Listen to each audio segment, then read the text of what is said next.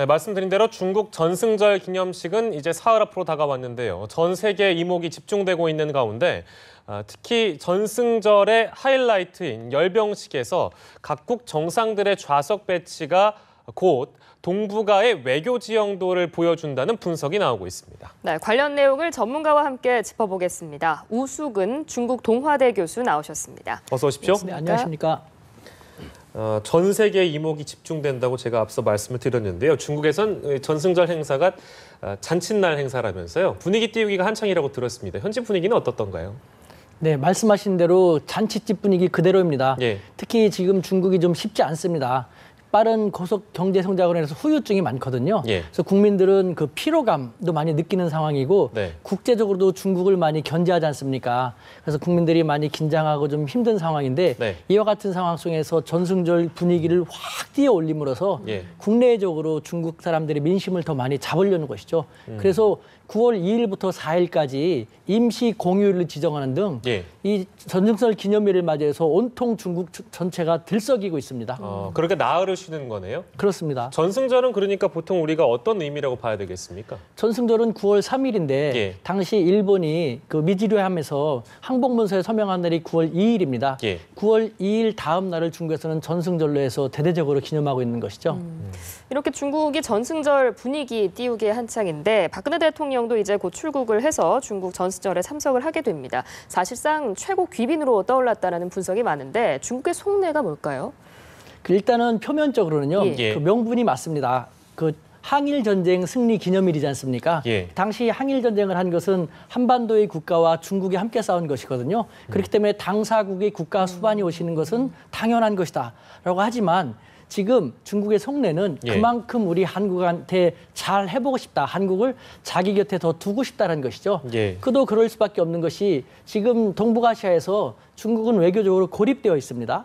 보십시오. 중국과 사이가 좋은 나라는 한국밖에 없습니다. 일본하고는 더 말할 필요도 없고 예. 중국은 미국에 의해서 계속 견제받고 있지 않습니까? 그리고 우리나라는 아직도 뿌리 깊게 오해하고 있는데 예. 북한하고 혈맹 천만의 말씀이거든요.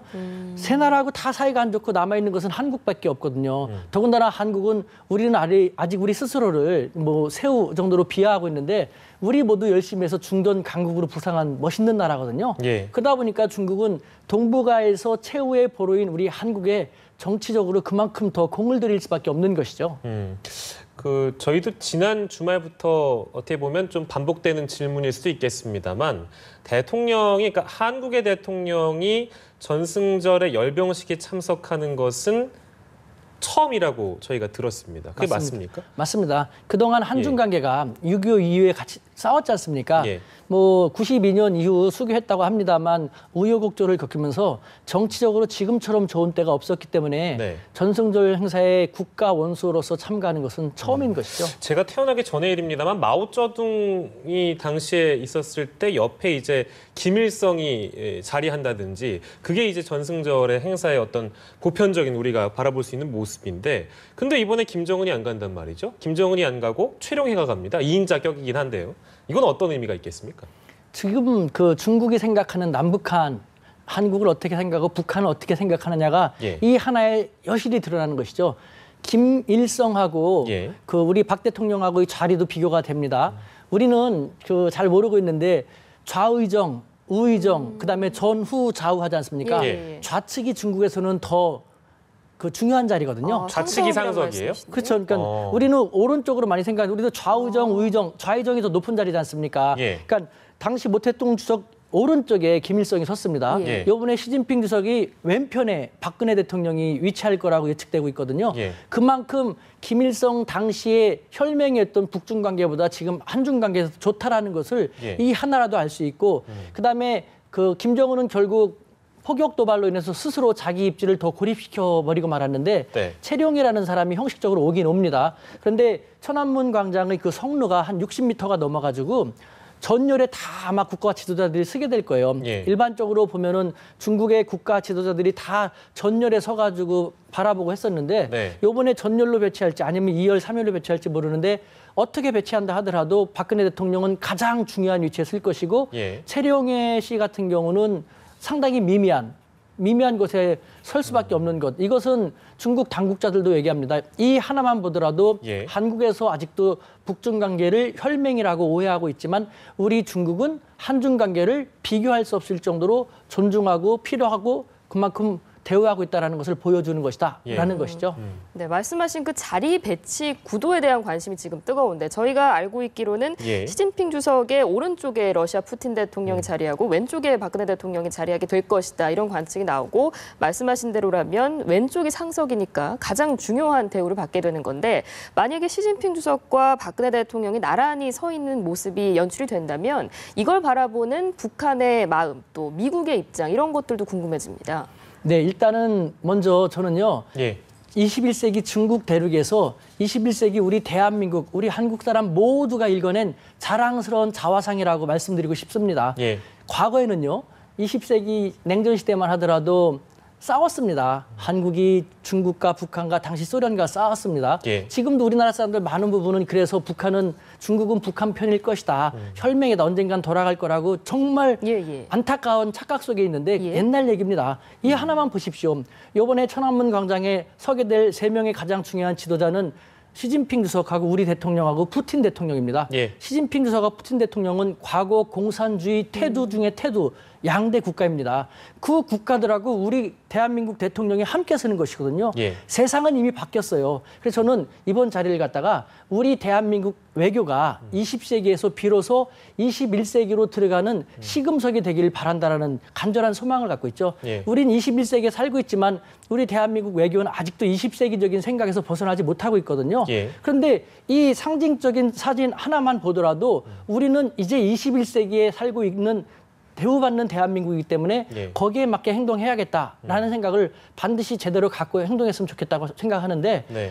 김정은 그 국방위원장 같은 경우는 뭐 심기가 말이 아니겠죠. 하지만 중국에서는요 이미 북한에 대해서 더 이상 일고의 가치가 없을 정도로 미련이 없습니다. 물론 전략적인 가치는 좀 남아 있습니다. 네. 왜냐하면 남북한이 아직도 분단되어 있고 중국 사람들도 인정을 합니다. 한국은 아직도 한미동맹이 중요하기 때문에 예. 한국이 중국 쪽으로 확 올 수는 없다. 그와 같은 상태에서 미국은 한국을 여러 가지로 활용할 것이고 우리 중국도 정말 그 일고의 가치도 없는 계륵과 같은 북한을 딱 버리기보다는 그나마 전략적인 가치가 있으니까 예. 생명만 영명하게끔 하고 있는 것인데 그 북한이 계속해서 중국을 힘들게 하고 요번에도 그 중국이 가장 중시하는 전승절 기념 행사를 준비하고 있는데 포격 도발했지 않습니까? 예. 그래서 중국 같은 경우는 즉각적으로 자신들이 생각하는 것을 반응을 보이지 않음에도 불구하고 시진핑 주석은 중국 인민해방군 부대를 북중 국경지대에 대거 급파했지 않습니까? 예. 우리는 혈맹이라는 두 나라가 중국은 너희들 자꾸 까불면은 남들은 우리를 혈맹이라고 오해하지만 우리의 총뿌리가 너희들을 겨누고 있어. 똑바로 해. 라는 식으로 압력을 가할 정도거든요. 예. 그러니까 김정은 국방위원장이 스스로 자업자들을 만드는 것이고 네. 미국 같은 경우 우리는 한미동맹 정말 소중히 하지 않을 수 없습니다. 우리의 최대의 그 국가 위협은 북한입니다. 예. 북한에 대해서 우리는 한미동맹을 더 굳건히 함으로써 대처할 필요가 있는데 예. 하지만 누구나가 다 할 수 있는 것처럼 현재 사회에서 북한에 대한 영향력이 가장 강한 것은 중국입니다. 예. 그렇기 때문에 중국과의 관계도 우리가 다 강화시켜 나갈 필요가 있는 것이죠. 네. 그렇다면 우리 사회에서 흔히 생각하는 미국이냐 중국이냐 이제 그런 차원으로 생각하면 안 된다는 것입니다. 제가 이전에 연합뉴스에서 말씀드렸습니다만 네. 우리는 6.25 이후에는 보잘것없는 세계 최빈국 약소국이었습니다. 예. 그러다 보니까 뭐 전 세계 국가들이 우리를 거들떠보지 않았죠. 그야말로 새우였습니다. 그렇기 때문에 그때부터 우리는 지금까지도 뭐 고래 싸움에 새우등 터진다. 미국과 중국 사이에 샌드위치 외교라고 하는데 예. 이제는요. 우리 모두가 열심히 해서 중전 강국이 됐습니다. 이번에 승전일 그 행사 참가하는 데 있어도 미국은 직간접적인 압력을 놓고 중국은 어떤 식으로든지 우리를 불러들이려고 했지 않습니까? 예. 그것이 그만큼 달라진 우리 국제사회에서의 위상이거든요. 이것을 거래할 때 우리는 이제 새우 외교가 아니라 돌고래 외교를 해야 합니다. 고래같이 미국이나 중국같이 덩치가 크진 않지만 예. 돌고래는 돌고래입니다. 스마트하고 민첩하거든요. 돌고래가 고래한테 잡혀먹지는 않습니다. 오히려 고래를 잘 활용하면서 윈윈을 추구하거든요. 예. 우리가 바로 추구할 것은 한미동맹과 한중관계를 굳건히 잘 활용을 함으로써 그 북한을 더 이상 이상한 행동을 하지 않고 국제사회에 잘 나올 수 있게끔 이끌어 나가는 것.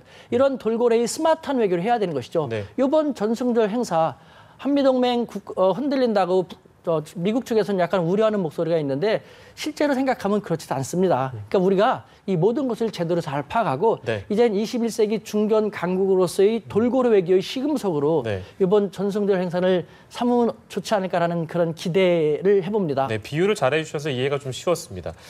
저희가 마지막으로 궁금한 거는요. 위치에 대한 얘기인데요. 최룡해는 어디 자리하겠습니까? 아마 아까 말씀드렸지만 60m가 넘는 송로가 상당히 길기 때문에 예. 뭐 박근혜 대통령과 시진핑 주석, 푸틴 대통령은 중앙에 있고 최룡해 같은 경우는 저쪽 끝쪽에 있지 않을까. 만약에 아니면 2열로 배치하면요. 2열이라도 이 가운데 근처에는 오지 못할 거예요. 아, 그래요? 다만 우리가 또 오해해서는 안 되는 것이 그 중국을 이해하는 키워드 중에 하나가 표리부동입니다. 예. 그 사람들이 얘기하는 것을 가지고 속내를 파악할 수 없거든요. 외교부 대변인이 얘기하는 것 같다 속내를 파악할 수가 없어요. 은유적이고 함축적으로 얘기하지 않습니까? 예. 하나하나 어떤 작은 미묘한 행동이라든가 단어 갖다가 파악하지 않으면 안 되는데 이 표리부동한 중국, 최룡해, 김정은, 북한 끔찍이 싫습니다만 초대한 손님입니다. 예. 그래서 왔습니다. 예, 예. 그렇기 때문에 예우는 깍듯이 할 겁니다. 아, 우리는 문전박대할 거라는 예측되는데 천만의 말씀. 예우는 최룡해의 위치에 걸맞게끔 깍듯이 할 것입니다만 그것은 표면적인 것일 뿐 손님에 대한 예언일 뿐 속으로는 어차피 김정은이 바뀌지 않는 한, 즉 핵을 포기하고 미사일 도발을 하지 않는 한 중국은 북한에 대해서 차갑게 식어진 그 마음이 다시 돌아오긴 쉽지 않을 것입니다. 예. 더 이상 우리가 생각하는 혈맹이 아니다. 이런 아닙니다. 부분에 대한 지적을 좀 해주셨습니다. 네. 네, 오늘 말씀 여기까지 듣겠습니다. 지금까지 우수근 중국 동화대 교수였습니다. 고맙습니다. 네, 감사합니다.